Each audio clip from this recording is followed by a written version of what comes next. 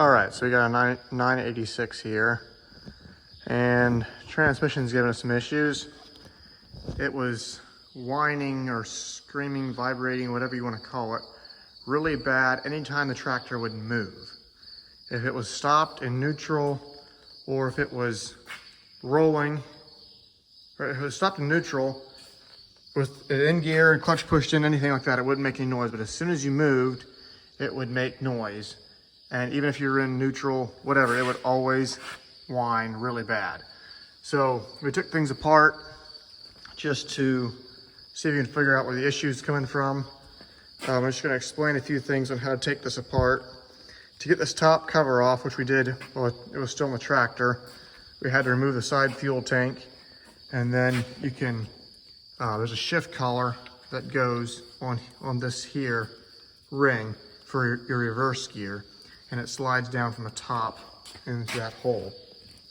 So all we did with that shift collar was just simply wiggle it out, make sure it was pried down so that rod could go clear out the top.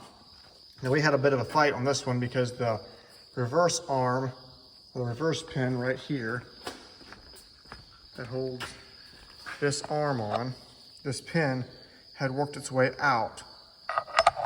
So it was sticking out probably to there or so. And it was catching on this lip. So I found the problem. On the far side, you can kind of, it's not focused on it, but you can see a pin on that far side sticking through the park brake, and it's hitting on that ledge. You can see over here, there's a hole back there, and that pin needs to come this way. Then that park brake would come right out of there. Or that whole thing should slide right up, but we gotta get that pin pushed over. It's a long way to reach over there. So I was finally able to get it pried up enough to get a bar in from here and twist it over, and got that pin pushed back enough to slide up past there. So that created a big challenge, getting that done. And then to split it, you just have these bolts around here, nothing on top. And then you have to take this side pump off. And there's this gear right here that drives that big shaft coming out the front. And you have to wiggle that thing forward as you're sliding the tractor back. Otherwise it'll bind up and hold you in place. So that's pretty much all there was to splitting the tractor. Of course, we had some other complications, like the bolts for the cab mounts didn't want to come loose. This bolt here wouldn't come loose, so we just took the whole bracket off because that was the only way we could find to get the thing off, which was also the fuel tank bracket, so the fuel tank had to come off anyway. And then lifting off the rock shaft up top there, which is now laying over there, that was pretty simple. I think there was about 2 hoses to disconnect, plus the crossover from the brakes, which goes across it. That was about it. Yeah, these 2 lines right here. So that was pretty minimal as far as what to take apart. So as far as what's wrong with the tractor, we still haven't figured that out. Everything up in here will turn at all times as long as you have the clutch released, including this gear right here. So you have your TA and your 1, 2, 3, 4 up in this part of the transmission. And we can shine a light up inside here. We're thinking a bearing's gonna be out somewhere the way it was screaming, but nothing seems to be wrong anywhere. And that doesn't make sense that it could be there because that's all moving.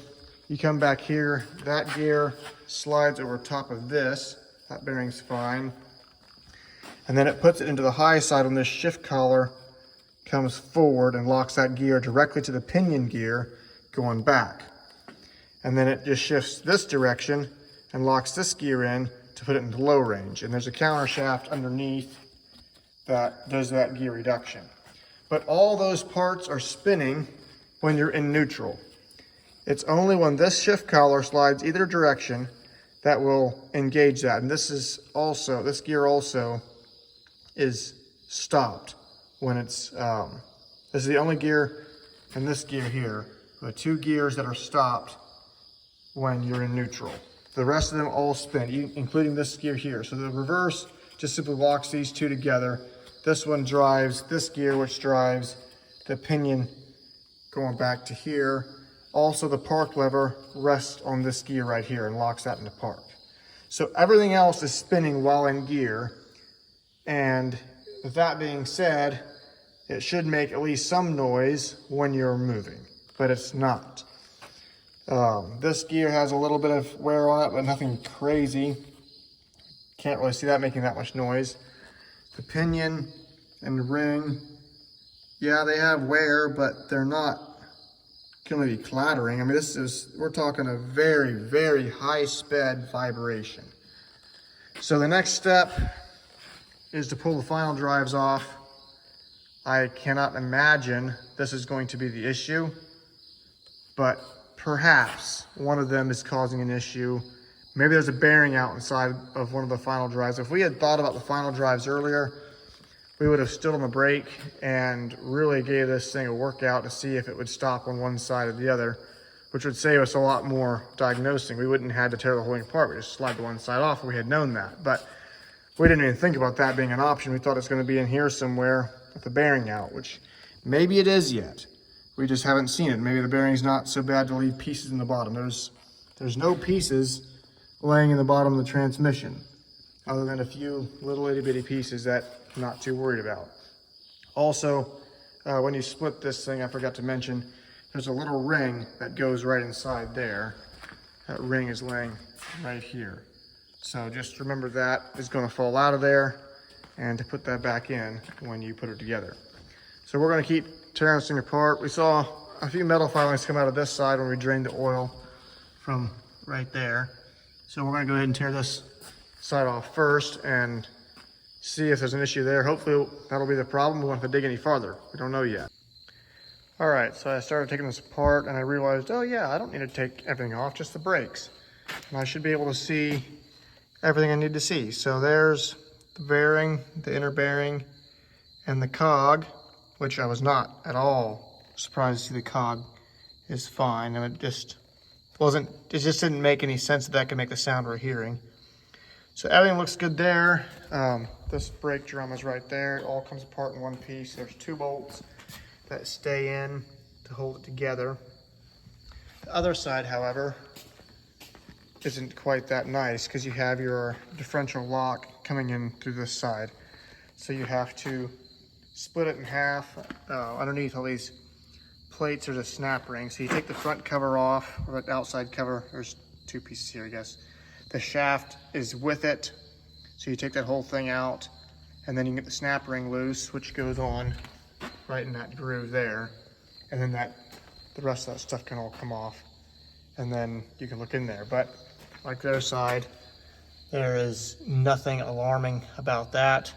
It all looks fine. So we're still not in the right ballpark. Okay, so this 986 is back together, except for the fuel tank in the back.